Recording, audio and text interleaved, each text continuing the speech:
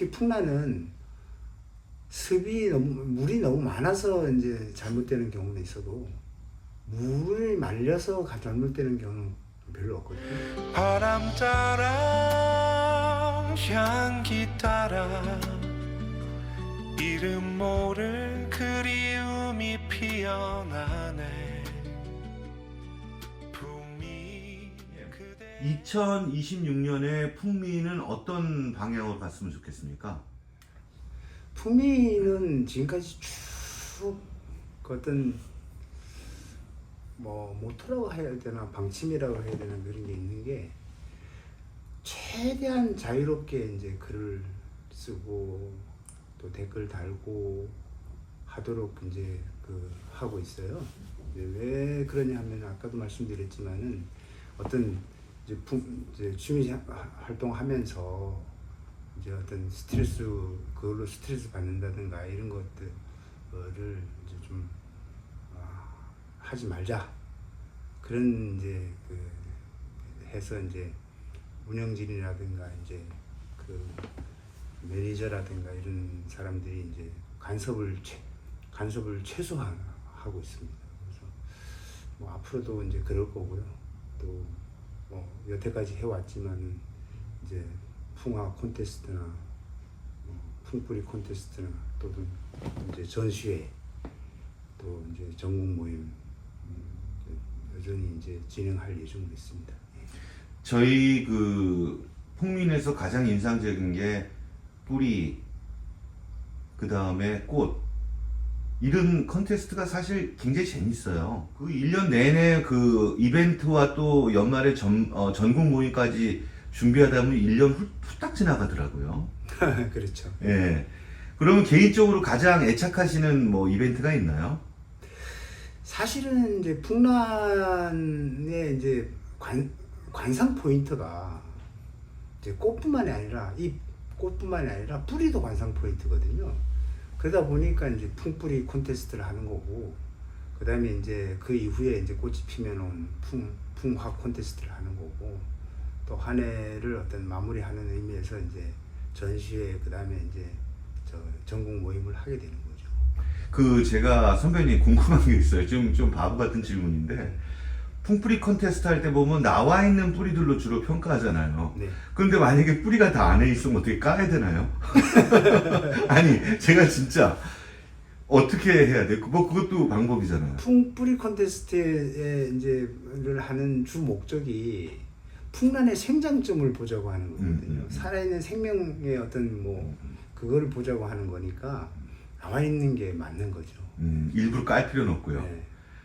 그러면은 좀 이거는 편법일 수도 있는데 풍뿌리 컨테스트 전에 분갈이를 쓰려도 되겠네요. 이쁜 거 몇 개 빼고.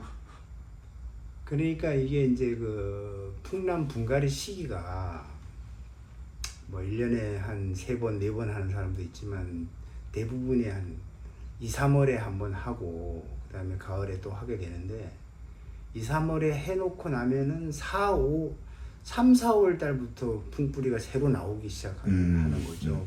그때 이제 생장점이 본격적으로 자라기 시작하니까 이제 그 풍뿌리 콘테스트를 할 때는 분갈이를 할 시기가 아닌 거죠. 오케이. 그럼 미리 해놨어야 되는 거네요. 그리고 그렇죠. 생장점이 자기가 밖으로 나와서 그거를 자랑하는 게 풍뿌리 컨테스트다. 맞습니다.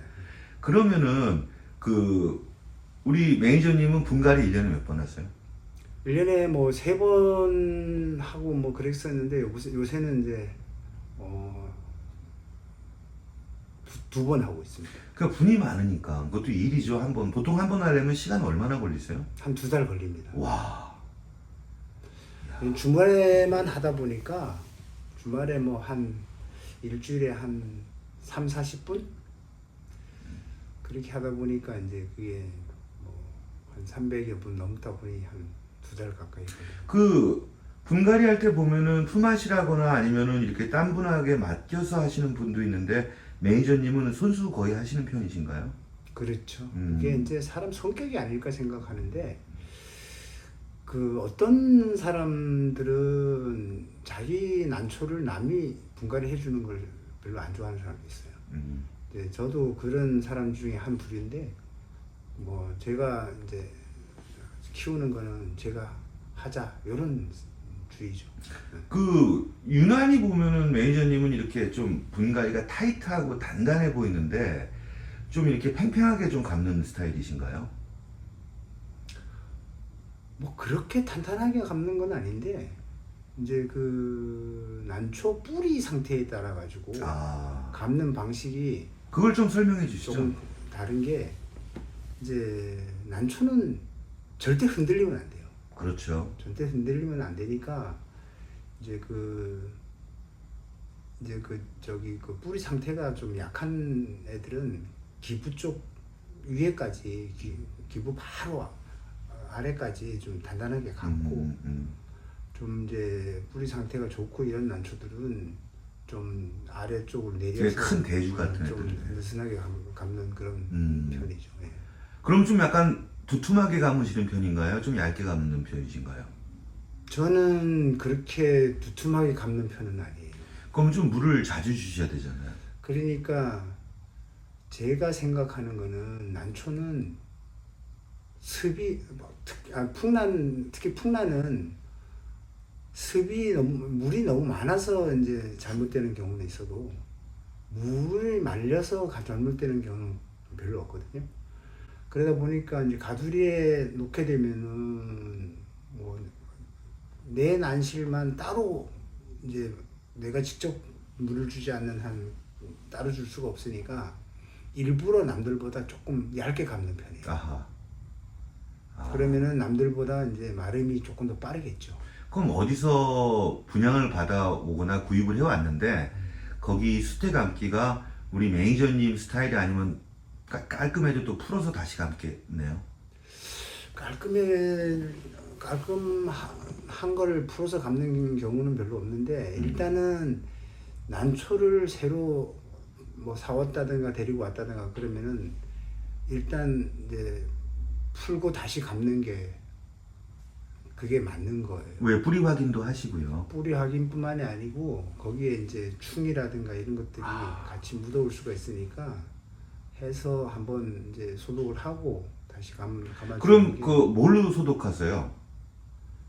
저는 이제 지금 주로 소독하는 게 이제 그 메디락스. 네. 지금은 거의 메디락스를 거의 소독을 하고 있고요. 이제 여름이라든가 이런데 가끔 한 번씩 이제 살균제를 주는 경우가 있어요. 그 메디락스 그 스프레이 써도 상관없는 거죠? 상관없어요. 예, 그거. 예.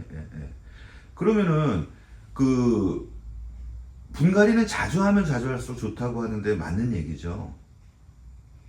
아무래도 이제 그렇죠. 결국은 비료를 준다는 것도 사실은 욕심이거든요. 난초를 뭐 더 잘 키우겠다 하는 어떤 그런 욕심이 있기 때문에 이제 그 시비에 대해서 이제 자꾸 얘기를 하는데 실제적으로 풍란은 그렇게 비료를 많이 요구하는 식물 자체가 아니에요. 풍란의 이제 그 자생 환경을 보게 되면은 진짜 바이틈이라든가 저기 어디야 그 이런 나무 등걸 같은데 붙어가지고 최소한의 유기물로 살아가는 게 풍란이거든요. 그러다 보니까 이제 오히려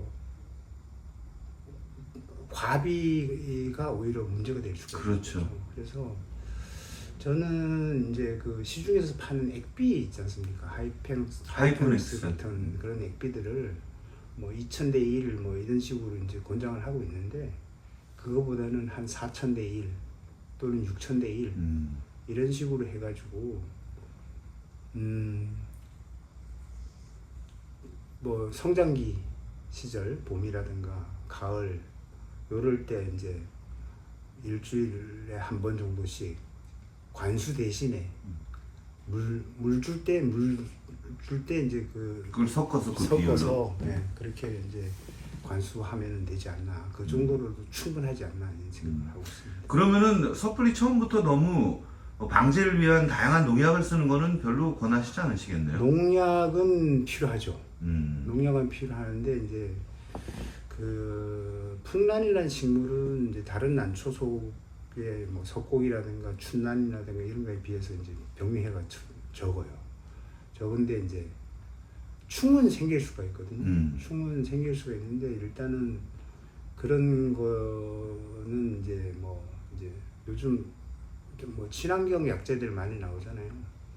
그런 약재를 살포한다든가 하면은 그걸로 충분할 것 같고 이제 살균제는 이제 진짜 어려운데 살충제보다 살균제는 진짜 어려운데 그걸 또 잘못 쓰게 되면은 그 약해를 입게 된다고요.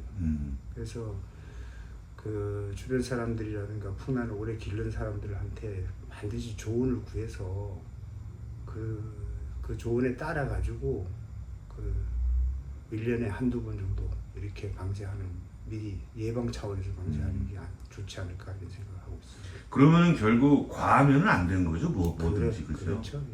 예. 그리고 또 한 가지만 더 말씀드릴게요. 예를 들어서 농약 종류도 되게 많아요. 뭐 이럴 때는 뭐를 쓰고 그렇게 여러 개 살 필요 없죠, 초보자들은. 근데 이제 그 농약이 이제 두 가지 종류잖아요. 하나는 살충제고 또 하나는 살균제. 그렇죠. 살충제는 벌레를 죽이는 거고.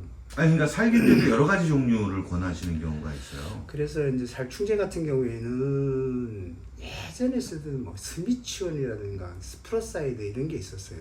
그런 것들은 농약 냄새도 독하고 그 대신에 이제 효과는 확실하게 나타나는 그런 건데 요즘은 나오는 뭐 비오킬이라든가 이런 걸로도 충분하지 않나 이런 생각을 하고 있고요. 그 다음에 이제 그 살균제 같은 경우에는 그 예방약이 있고 이제 치료제가 있거든요. 예방약 같은 경우에는 말 그대로 이제 그 표면에 도포가 돼가지고 균의 침입을 방지를 하는 목적으로 쓰는 거고요. 그 치료제 같은 경우에는 침투성이라고요. 뿌리면은 이제 식물의 조직으로 이제 이 약효가 이제 침투를 해가지고 이제 병해를 치료하는 건데 그런 것들이 이제 그 좀 약해를 풍란한테 약해를 주더라고요. 약해라는 게 정확하게 어떻게 나중에 나오죠? 이제 제일 자주 일어나는 게 이제 그 뿌리가 굵어지면서 짧고 굵어지고 그다음에 이제 잎이 짧고 두툼해지는 그런 이제 해가 제일 많이 일어나죠. 아, 그럼 처음에 보면은 야 좋다 이렇게 착각할 수도 있겠네요, 그죠? 뿌리가 굵어지고 잎이 굵어지니까. 그건 아니고 이제 잎이 이제 자라다가 마는 거죠. 조금 자라다가 마는 아. 거죠. 네. 그래서 이제 그 약해를 입는 경우가 이제 제일 많고요. 그러면은 전문가들이나 고수들은 보면 알겠네요. 그럼 약해 입은 거는 바로 알 수 있죠. 그게 이제 비료가 과해도 그런 현상이 나타날 수가 과비가 갔을 때도요? 있는 거고요. 네. 과비가 갔을 때도 똑같은 현상이. 똑같은 현상이 일어날 수가 있습니다. 그러면 뭐 선배들이 이런 얘기를 하잖아요. 너무 과비로 하거나 비료나 뭐 약으로 키운 난들은 딴 장소에 가면은 그게 또 무너질 거 아니에요, 그죠? 그러니까 약보다는 이제 다른 장소에 가서 무너지는 것들은 이제 약보다는 이제 환경. 비료 문제가 크죠. 비료. 그렇죠. 비료라든가 이제 예를 들어서 습을 높여가지고 이제 뭐 굳자하게 이제 키웠다든가 이러면은 그 환경이 바뀌면은 무너지게 되는 거죠. 근데 이제 환경을 한번 바꾸면 뭐 2, 3년 얘기들을 하시더라고요. 새로 또 자리를 잡는 데는. 환경뿐만 아니라 뭐 환경도 그렇고 약해도 그렇고 한번 데미지를 입게 되면은 뭐 죽지는 않더라도 한 2, 3년 이상은 고생을 해야죠. 그럼 결국 매니저님의 말씀은 이거네요. 뭐 활성제 같은 비료나 아니면은 그 뭐 농약 같은 거를 올바르게 쓰는 건 좋지만 절대 세게 쓰지 말라. 그리고 되게 옅게 쓰라는 말씀이신가요? 특히 비료는. 특히 비료는. 특히 비료는 그렇고 살충제나 살균제 같은 경우에는 비율을 딱 맞춰야 됩니다. 그냥 거기 설명서에 있는 대로요. 비율을 딱 맞춰야지 비율이 너무 이제 진하게 되면은 약해를 입게 되는 거고 너무 옅게 되면은 이제 그 효과가 없죠. 그러면은 선배님 예전에 그런 약들이 없을 때는 그냥 물로만 키웠을 거 아니에요? 예전에도 있었어요. 아 예전에도. 네. 그래서 뭐 심지어 이제 이제 뭐 유박이나 이제 그런 걸로 이용해서 유박이요? 예, 유박이라는 게 이제 그 기름 짜고 남은 이제 깻묵 네. 또 이런 것들을 이용해서 그 유기질 비료를 만들어서 쓰기도 했죠. 근데 요즘은 뭐 그런 걸 쓰는 사람들이 거의 없죠. 근데 보면은 사실 풍란을 위한 약들은 별로 없잖아요. 딴 데 쓰는 거를 그냥 쓰는 거잖아요. 그렇죠. 그렇죠. 네. 뭐 범용이죠. 그게 이제 뭐 난초의 과 식물에만 쓰는 게 아니고 뭐 나무라든가 과수나무라든가 뭐 채소라든가 이런 데 쓰는 약들하고 범용이 되는 거죠. 그 난초과 식물들은 전부 다 이제 그 알카리성보다는 산성에서 자라는 식물이에요. 그래서 순난 같은 경우에도 그 이제 소나무 숲 밑에 이제 춘난이 살고 있는데 그 소나무 잎이 떨어지면 그게 산성을 띠거든요. 그리고 이제 그 풍란도 마찬가지고 난초과 식물이다 보니까 약산성이 이제 그 풍란에 맞는 거죠. 그래서 수태가 처음에 들어오면은 약간 산처리를 해서 들어오거든요. 그래가지고 그 수태 처음 열어보면은 약간 시큼한 냄새가 나는 경우가 있다고요. 그래서 그게 이제 자꾸 이제 관수하고 하다 보면은 점점 좀 알카리성으로 바뀌는 거죠. 그래서 이제 난초가 생장하는데 이제 적정한 환경을 조금씩 벗어나게 되는 거죠. 그래서 분갈이는 제대로 자주 하는 건 나쁠 건 없다. 근데 뭐 사실 우리끼리 하는 얘기지만 뭐 난을 되게 많이 치시는 분들 중에서 바빠서 그러신지 그냥 청이 끼고 뭐 1년, 2년 동안 안 하시면서도 키우시는 분들도 계시더라고요. 그런 사람도 꽤 있죠. 그런 사람도 꽤 있는데 제가 보기에는 어떤 관심을 이제 조금 멀어졌다든가 약간 떨어졌다든가 그런 분들이 아닐까 그런 생각을 하고 있습니다. 결국 관심이네요. 그렇죠. 예. 그러면은 나는 지금 일주일에 한 번 정도는 가시죠? 그렇죠. 예. 그러면 가서 거기 있는 회원들과 같이 친목도 다지시고 같이 정보 교환도 많이 하시고 그 요즘 그 지방을 취재하면서 했던 얘기 중에 서울 경기권 지역의 난원의 그 어드밴티지가 장점이 정보 교환이었는데 사실 지금 인터넷이 발전하면서 정보 교환은 쉽게 되고 있거든요. 근데 그분들이 교환과 팔로 얘기를 하시더라고요. 그러니까 그 친구들 또는 난 동지들과 함께 가두리를 하면서 서로 난들을 교환하거나 살 수가 있어서 가두리를 간다 이런 얘기를 많이 하시는데 동의하시나요? 일단은 뭐 다른 사람하고 뭐 서로 교환을 한다든가 그러면은 그 나쁜 일이 아니겠죠. 나쁜 일이 아니겠지만은 저는 사실은 그렇게 하는 거에 대해서 굉장히 제한적이에요. 왜 그러냐면은 가까이 있는 사람한테 난초를 이제 팔거나 이제 주게 되면은 그게 또 나중에 어떤 문제가 생길 수가 있거든요. 그래서 아예 이제 그 뭐 난초를 내보낸다 그러면은 아예 경매나 이런 걸 통해서 그냥 내보내고 아니면 난초집에 갖다 주고 그리고 그러는데 뭐 그런 분들도 많이 있죠. 그러니까는 매니저님은 이거네요. 사실 주변에 이제 선배들 얘기 이제 비하인드 스토리를 들으면은 난 한두 개 때문에 의상해갖고 의절하는 경우가 많다고 하더라고요. 그게 그러니까 그런 거를 미연에 방지하기 위해서 가까운 사람들과는 가급적이면 난 거래를 안 하시는 거네요. 그러니까 뭐 이게 약간의 어떤 뭐라면 결복증의 종류라고 하나 뭐 그럴 결백증, 수 예. 있는데 이제 그 난초라는 거는 살아있는 생물이기 때문에 얼마든지 잘못될 수가 있거든요. 아, 그럼요. 상태 좋다가도 나빠질 수도 있는 거거든요. 그러다 보면은 그게 뭐 나쁜 걸 주지 않았느냐 뭐 이런 얘기도 할 수 있는 거고 사람이다 보니까 서로 오해하는 거죠. 그래 그런 오해가 생길 수가 있으니 음. 이제 저 같은 경우에는 좀 그런 걸 좀 자제하는 편이죠. 아, 성격이 너무 깔끔하시고 좀 안정주의자신 것 같아요. 그렇진 않고. 그죠? 아니, 제가 여러 번 느꼈어요. 그 끊고 맺는 거 되게 정확하시고 좋습니다. 그러면은 우리가 유튜브 인터뷰를 요청했을 때 여기에 나가서 꼭 이 얘기는 했으면 싶다라는 얘기가 분명히 있으셨을 거예요. 저 유튜브 채널 또 풍미 회원들에게 하시고 싶은 얘기 좀 부탁드리겠습니다.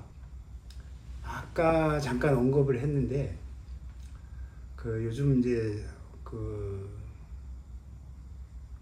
어떤 그 난초를 기르는 목적이 어떤 순수 취미다 보다 요새 나오는 무슨 다른 유튜브 이런 걸 보고 난초를 기르면은 돈이 된다 뭐 그런 생각을 가지고 이제 그 시작을 하는 분들이 꽤 많이 있습니다. 근데 아까도 말씀드렸지만은 그 취미와 그런 거를 좀 명확해야 되지 않느냐 그런 생각이고요. 그리고 이제 취미 활동을 오래 하다 보면은 그게 또 이제 자기한테 뭐 경제적인 득도 될 수 있는 거고 그런 방향으로 하는 게 좋지 않겠냐 이런 생각을 하고 있습니다. 새해가 밝았습니다. 2026년 1월 1일 방송 콘텐츠에 오늘 주인공이 되어 주셔서 너무 감사드리고요. 2026년에도 저희 풍미인 잘 이끌어 주시고요. 마지막으로 풍미인 회원들에게 새해 인사하면서 이번 인터뷰 마치겠습니다. 네, 감사합니다. 여러분들의 건강한 이제 그 취미 생활을 위해서 장을 활짝 열어놓을 테니 앞으로도 풍민 지금처럼 사랑해 주시고 많은 글과 많은 댓글 올려주시기를 기대하겠습니다. 감사합니다. 풍미인 유튜브 채널도 많이 응원해 주십시오. 네, 감사합니다. 알겠습니다. 새해 복 많이 감사합니다. 받으십시오. 복 많이 받으십시오. 바람 따라 향기 따라 이름 모를 그리움이 피어나네. 품이 그대의 마음속에 오늘도 한 송이 난이 자란다.